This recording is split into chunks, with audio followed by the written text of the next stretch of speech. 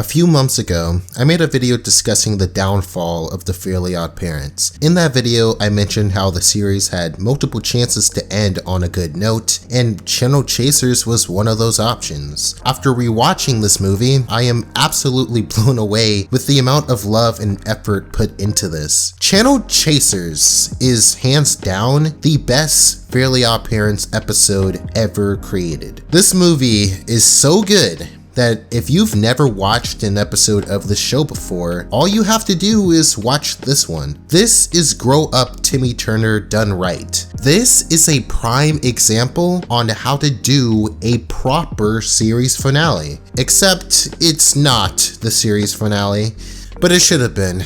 The neat little gimmick of this movie is Timmy and friends traveling through popular TV shows. The references are pretty obvious and they surely outdo themselves. You got the Jetsons, the Flintstones, the Simpsons, Rugrats, Peanuts, Scooby-Doo, Batman, Tom and Jerry, Looney Tunes, Teenage Mutant Ninja Turtles, Dragon Ball, Blue's Clues, and Sesame Street, just to name a few. It's not only the references that make Channel Chasers so creative, but I also appreciate how the writers weren't afraid to poke jabs at these shows as well. I don't understand! If the cars are powered by feet, shouldn't we just keep running? This place is lame!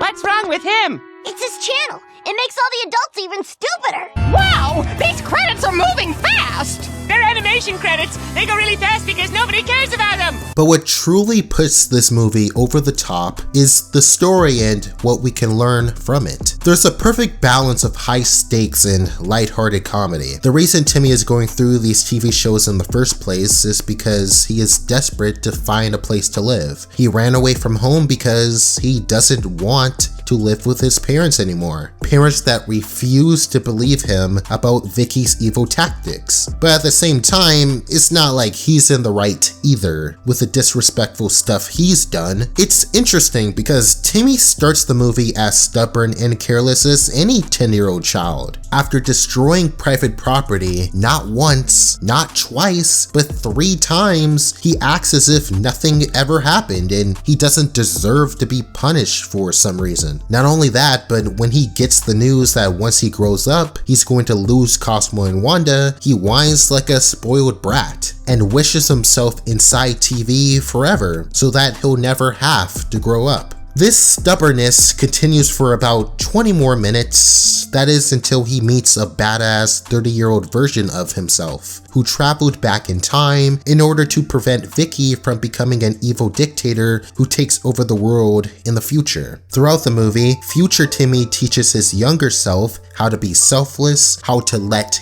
go of prized possessions and instead do what is right, and how to be more loving in general. Witnessing how amazing his older self is, Timmy slowly starts to realize that growing up isn't that bad. In fact, it's pretty damn cool. Even if the future doesn't turn out the way we imagine it, the door is still open for us to find happiness in so many other ways. Spoiler alert, near the end of the movie, future Timmy dies.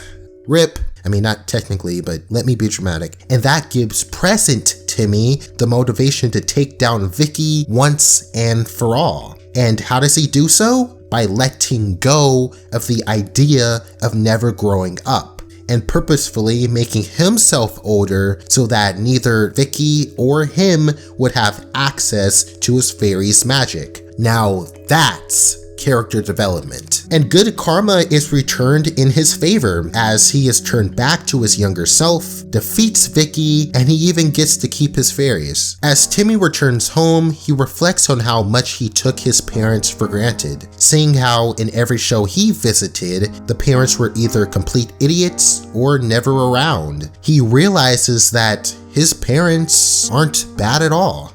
And they're the only reason future Timmy was as badass as he was. That's what I love about this movie. It tells the audience, even though family isn't always perfect, it doesn't have to be to appreciate it for what it is. And what's truly important is the ability to understand and to communicate with one another.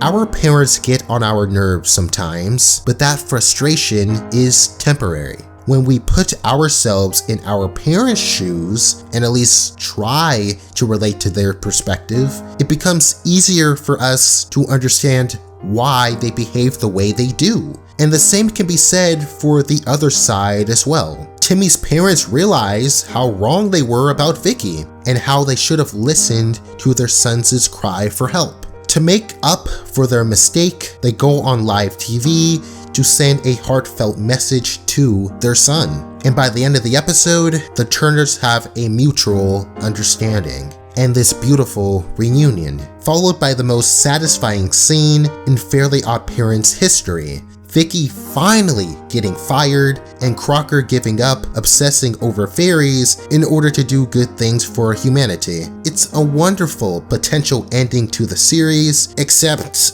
all that gets erased, as if the episode never happened. It's a lame cop-out ending, but at least there's charm to it. We fast forward 20 years into the future, and the episode ends with Timmy looking at an old photo from his past. Cosmo and Wanda are sadly long forgotten, but he slightly remembers the joy the fishes brought him. And that is how I wish the show concluded. Channel Chasers is one big emotional roller coaster, filled with brilliant comedy, an ambitious story, and life lessons about how to grow as an individual. I find it pretty ironic how the main theme of this movie is the power of letting go, yet Nickelodeon wasn't able to let go of the Fairly Oddparents, and instead continued to force it. It may not have ended here, but hey, I guess that's what makes this series fairly odd. This was made to express. Thanks for watching.